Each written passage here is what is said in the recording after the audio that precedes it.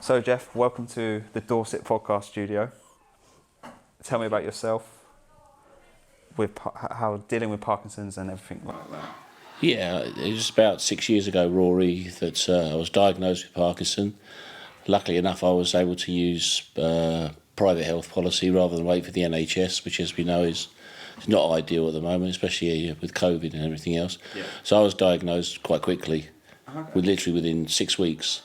Wow. From the start of the neurologist saying you've got it to DAT tests, MRI tests, and the inevitable.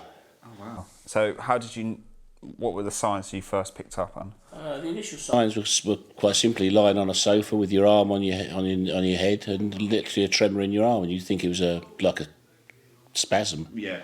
And then after that, I went and saw the GP, and the GP said to me, take a walk up the corridor. Walked up the corridor, lack of gait in the arm, scuffing on my same left foot. Yeah. And she said, have you ever thought it could be the early onset of Parkinson's disease? Oh wow. And of course you say, oh yeah, of course I've read all about that. Yeah. Not knowing anything about it. Googled it, and then you say Google, that's the worst thing you do. Yeah. Which you do is, naturally, you look at Google, and then you only see the worst. So how has life changed with Parkinson's yourself? The first year was a struggle. Yeah. Just an anxiety struggle. You think you're the only person in the world that's got Parkinson's. Anything you read on the internet was fairly negative. You only read the worst instead of the best. Yeah. People you know say, oh, I had an uncle who had Parkinson's. They were fine after 20 years, but you forget that.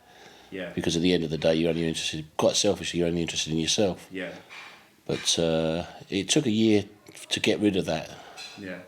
And that's when I came into the Spelthorne Parkers group. Fantastic. So how long have you been with them now? We've 2.5, 3 years now. Yeah. Fantastic. So it's been a bit of a godsend, really. I think, as we've already discussed today, it's more of an extension of a family. Yeah. And you speak to people that are more versed in what you're going through. Even though we're all different, we're all the same, we're all differently diagnosed, we've all got different stages. Some of us will be like this forever, hopefully. Others will be, I'd sadly, get worse. Yeah. But we can't, No. The good thing is you can have a laugh. Yeah. Here with being in Dorset, from day 1 to day 4, literally everyone's came together so much. Yeah, I can't believe, I was just saying to Nikki that what's happened is that you go back to Monday, we all knew each other, but you didn't know each other. Yeah. And now, hopefully when we go to the gym or when we go anywhere else or meet up or anything else, he'll be there, and the people that haven't been, or went last year, will be able to confirm the same. The people that will go maybe next year, because obviously the group's getting bigger as well, unfortunately. That's it, yeah. And so many people want to come again. Yeah, exactly. It's a huge waiting list. Yeah. Well, that's the problem. It's a good problem to have. Yeah. But I think this year, Kirsty said that they wanted to take people that hadn't been before, which is fair enough. But of course, next year, I want to go. Yeah. And then you'd be able to go, well, we can only take 10, 12 of you. Yeah, that's the problem. Unless you find a bigger venue. Bigger venue, or you do it twice a year. Or do it, maybe that's a but it's a big event, as you know, to put together. There's a lot of stress on poor old Kirsty. It's stress, don't you? Yeah. Been to many meetings, and it's been talking all about. What would you think is your biggest take home from being here? The biggest take home for me is probably making the friends that we think we had into more friends. Yeah. But being on a purely selfish note, you can step away from this with a little bit of positivity. Yeah, more.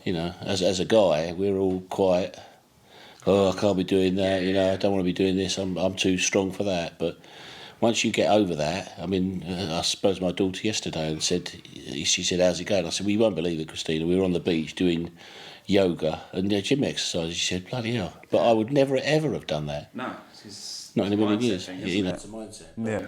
Once you step into it and you see that everybody else is the same, we're all the same. Yeah. And I think everybody should be proud of themselves to come away with what they've achieved over the 5 days or 4 days. 4 or 5 days. Yeah, 4 or 5 days. Seems like a lifetime. But that seems to have been there for weeks, but 4 days. It's like today. It's literally everyone's came together. It's clicked. Yeah. It's Hopefully fantastic. it'll carry forward into the future. Yeah, people meet up, people go to the classes back at home and stuff like that, and just trying to get more people involved. Yeah, and I think obviously from the Jason and Kirsty's perspective, they need some able seamen, lieutenants to help them down below them. You can't do, you know, they can't do everything. Yeah, definitely with having Francesca and Nicola, myself, Amanda and Karenka. So at least you can see a broader picture, because otherwise people, you know, as you know, you can make yourself ill over these sort of things. Oh yeah, 100%. And, you know, all Kirsty wants to do is to give the best, especially with the passing of Richard. Yeah. But I said to Sandra today, I said, if Richard had still been alive today, bless him, he'd have been very proud of her. Yeah, very. Very proud. Yeah. It's been great. Yeah, it's been very good. Perfect. It's a great legacy to keep going and stuff like that. I think it's something that is good. It's sad, but you know, people have to get Parkinson's to get to that sort of level of dealing with human beings. Yeah. But, you know, it's quite moving out there when they were talking about, you know, what they'd gone through and how Parkinson started and how, you know, a bit of crying from people. But it's a bit like being an alcoholic. The first step you make of being an alcoholic is to stand up and say, I'm an alcoholic. Yeah, admitting it. And admitting it to yourself. Well, we all know we've got Parkinson's. Yeah.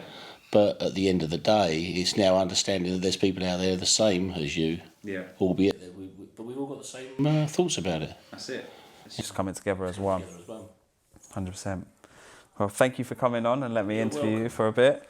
Hope you appreciate it. Yeah, that's very good. Thank you.